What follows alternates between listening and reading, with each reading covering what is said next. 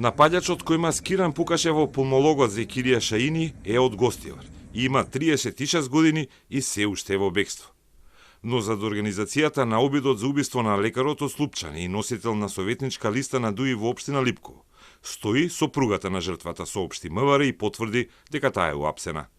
На 7 октомври, полициски службеници од СВР Куманово ја лишија од слобода 43 годишната АА од Тетово, поради основи на сомнение дека е поврзана со обидот за убиство на нејзиниот сопруг Ш43 од село Слупчане, Липковско.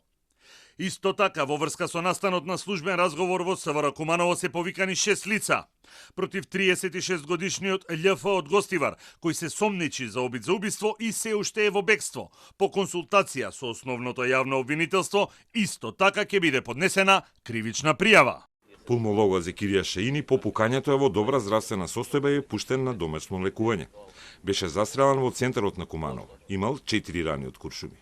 Снимки од безбедносни камери покажува дека маскираниот напаѓач чека на тротоарот и со пиштол пука кон Шаини, кој бил во својот голф.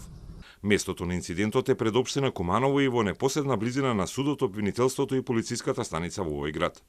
Пукањето среде бел ден доби и политичка конотација, а ДУИ бараше брза реакција на истражните органи и расветлување на, како што го нарекоа, варварскиот чин со силни индиции за атентат врз нивниот кандидат.